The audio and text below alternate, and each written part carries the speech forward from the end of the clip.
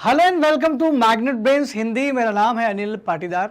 दोस्तों, आज के इस क्लास में हम लोग क्या पढ़ने वाले हैं। सबसे पहले तो मैं आपको बता दूं कि मैग्नेट ब्रेन्स एक ऐसा प्लेटफॉर्म है जो आपको सभी प्रकार के वीडियो फ्री ऑफ कॉस्ट उपलब्ध कराता है। आप हमारी वेबसाइट magnetbrains.com और हमारे यूट्यूब चैनल पर जाकर के इन वीडियो का आनंद उठा सकते हो, वो भी बिल्कुल निःशुल्क। दोस्तों, आज के इस लेक्चर में हम लोग क्या पढ़ने वाले हैं। आज हम लोग बात करने वाले हैं कक्षा 8वीं के सामाजिक विज्ञान के अंतर्गत इतिहास हमारा विषय है जो हमने शुरू किया था, और उसका चैप्टर नंबर 3 आज हम लोग शुरू करने वाले हैं। अध्याय नंबर 3। चैप्टर नंबर 3 क्या बोलता है? ग्रामीण क्षेत्रों पर शासन चलाना। ग्रामीण क्षेत्रों पर शासन चलाना। पहले मैं आपको बता दूं कि हम लोग बात किसकी कर रहे हैं। हम बात कर रहे हैं ईस्ट इंडिया कंपनी की। ईस्ट इंडिया कंपनी जो भारत में एक व्यापार करने के उद्देश्य से आई थी, और देखते ही देखते कंपनी देश में शासन करने लगी। और इसी दौरान हमने काफी सारे युद्धों के बारे में प्रीवियस चैप्टर में चर्चा की थी। अब इस चैप्टर में हम लोग चर्चा करेंगे कि कैसे अंग्रेज लोग ग्रामीण क्षेत्रों पर शासन चलाते थे। इसका मतलब केवल शहरों तक सीमित नहीं थे, वो तो ग्रामीण क्षेत्रों पर भी जा रहे थे, क्योंकि सबसे ज्यादा फायदा जो उनको होने वाला था वो ग्रामीण इलाकों से होने वाला था। क्यों? क्योंकि एग्रीकल्चर तो ग्रामीण क्षेत्रों में ही होती है। तो जरा इस टॉपिक को हम लोग इस चैप्टर को कनेक्ट कर लेते हैं। सबसे पहले हम लोग आज बात करेंगे इसके परिचय की। तो परिचय में सबसे पहले तो मैं आपको बता दूं कि कैसे अंग्रेजों ने ग्रामीण क्षेत्रों में शासन करना शुरू किया, कब से करना शुरू किया, और कौन सी ऐसी घटना हुई होगी जब अंग्रेजों को लगा कि अब हमें ग्रामीणों पर भी शासन करना चाहिए। मैं आपको बता दूं कि अंग्रेज शुरुआत में व्यापार करने के लिए आए थे, सब जानते हैं। लेकिन 1757 के प्लासी के युद्ध में अंग्रेजों ने प्लासी के युद्ध को में सिराजुद्दौला को हरा करके, ये हमने प्रीवियस चैप्टर में पढ़ा है, तो थोड़ा सा उसको कनेक्ट करें, हरा दिया और फिर बंगाल के नवाबों पर नियंत्रण कर लिया था। लेकिन वहीं बंगाल के नवाब लगातार विद्रोह कर रहे थे और मीर कासिम ने विद्रोह किया, जिसके चलते अवध और मुगल तीनों मिल गए, यानी बंगाल, अवध और दिल्ली का बादशाह मुगल तीनों ने मिल करके अंग्रेजों का सामना किया। और उस युद्ध का नाम था बक्सर की लड़ाई। बक्सर की लड़ाई अंग्रेजों ने जीत ली और तीनों शक्तियां हार गई। कौन कौन हार गई? मुगल बादशाह शाह आलम थे उस समय, उस वहीं अवध के जो नवाब थे शुजा-उद-दौला, और बंगाल के नवाब मीर कासिम, इन तीनों को यहाँ हरा दिया था। अब बात यहाँ आ गई कि अब अंग्रेजों के पास सन 1765 में, अब आप इतना तो जान गए होंगे कि यदि कोई एक शक्ति दूसरे को हराती है तो हारने वाले को जीतने वाले की कंडीशन मानना पड़ती है, या हारने वाले को जीतने वाले को कुछ तो देना पड़ेगा। इसी वजह से सन 1765 में मुगल बादशाह ने खुद अंग्रेजों को उड़ीसा, बिहार और बंगाल तीनों जगह की दीवानी अधिकार दे दिए। और ये दीवानी अधिकार क्या होते हैं? दीवानी अधिकार का मतलब होता है कि आपको उस क्षेत्र में राजस्व वसूल करने की शक्ति प्राप्त है।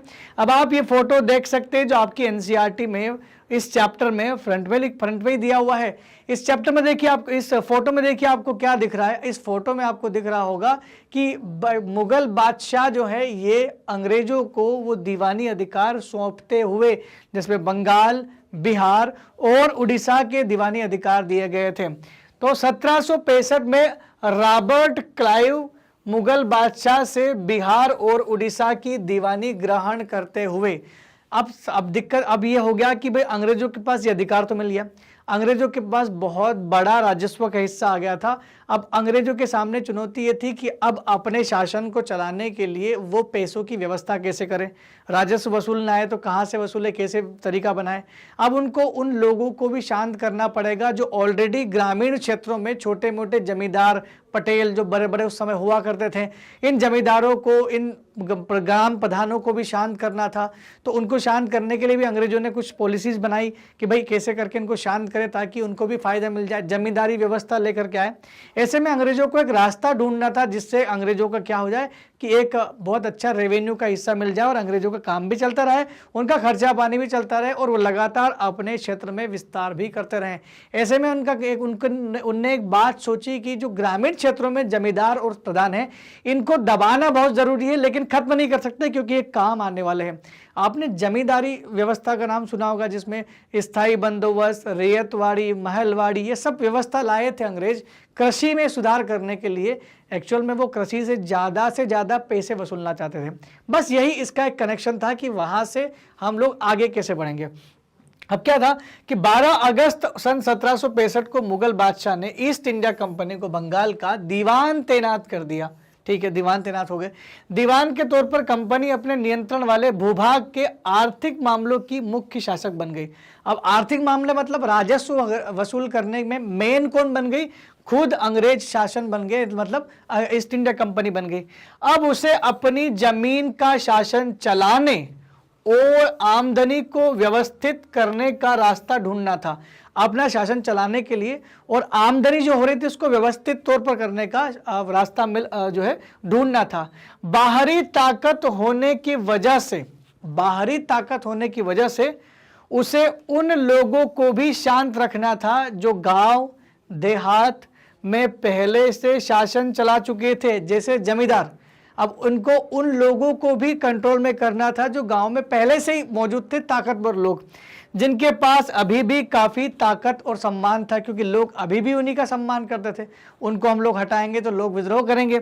उन्हें नियंत्रित करना बहुत ज़रूरी था, लेकिन उन्हें खत्म नहीं किया जा सकता था। ये अंग्रेजों के लिए बड़ी चुनौती थी कि जमींदारों और प्रधानों को खुश करना पड़ेगा, क्योंकि ताकत और सम्मान दोनों इनके पास में है। अगर अंग्रेजी के जो भी रूल्स है ये इनके थ्रू लागू करवाए तो लोग जल्दी से जल्दी देंगे, क्योंकि अगर मैं अंग्रेज सीधा बोलेंगे तो शायद मुश्किल होगा, विद्रोह का सामना करना पड़ेगा। अंग्रेज शांतिपूर्ण तरीके से जो है राजस्व वसूलना चाहते थे, क्योंकि उनके पास अब दीवानी अधिकार मिल गए थे, वो भी मुगलों के द्वारा।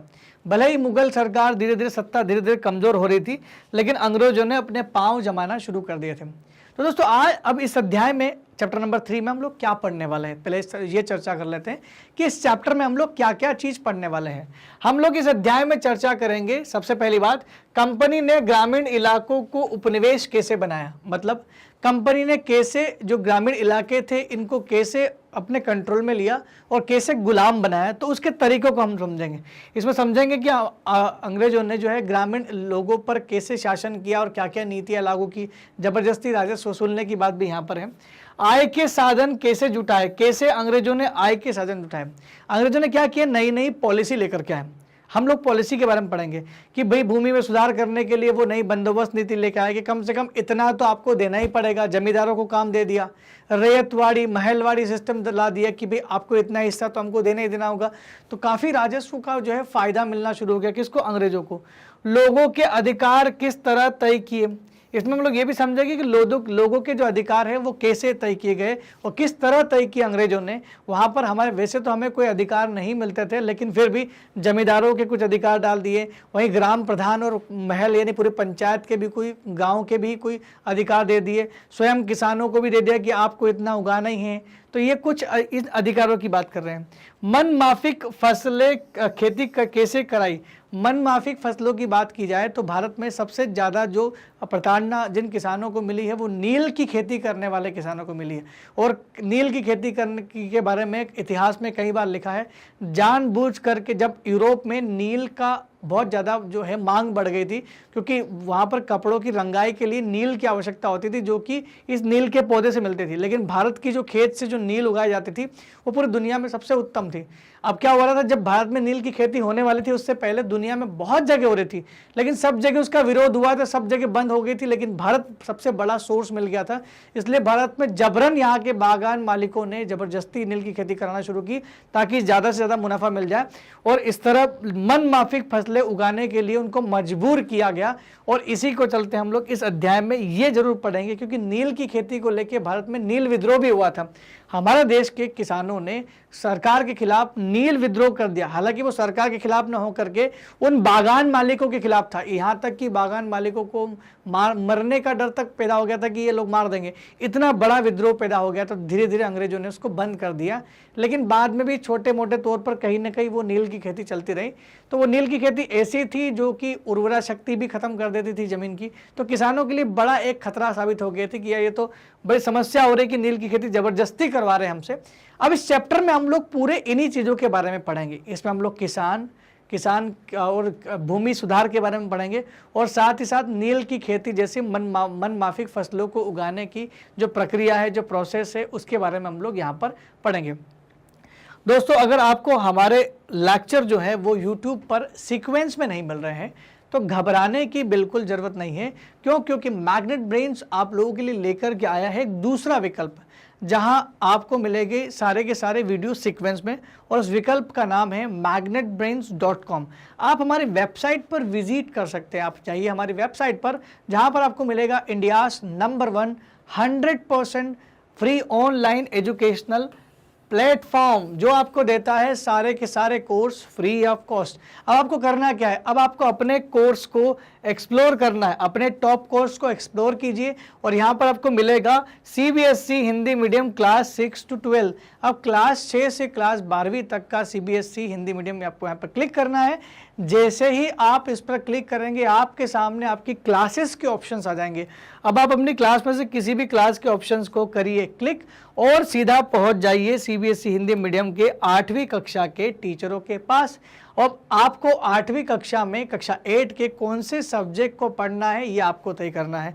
अब आपको जो भी सब्जेक्ट पढ़ना है उस सब्जेक्ट के नीचे टीचर का नाम भी लिखा होगा और टीचर के नाम के नीचे लिखा होगा वॉच नाउ। जैसे ही आप वॉच नाउ पर क्लिक करेंगे आप सीधा पहुंच जाएंगे उस सब्जेक्ट से संबंधित जितने भी वीडियोस डले होंगे, लेक्चर डले होंगे या चैप्टर होंगे, तो उनके सीक्वेंस में यहाँ पर आपको नाम दिखाई देंगे। पार्ट 1, पार्ट 2, पार्ट 3, पार्ट 4, देखिए यहाँ पर बिल्कुल सीक्वेंस में दिया हुआ है। और हर एक पार्ट के सामने यहाँ पर लेक्चरों की संख्या भी दी गई है।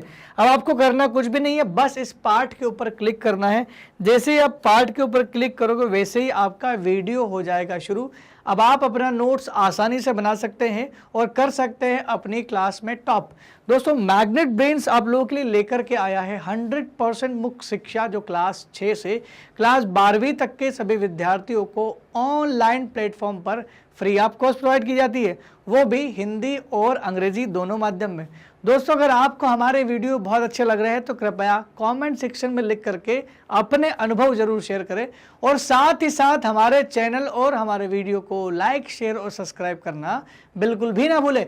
तब तक के लिए दोस्तों धन्यवाद। Thank you very much.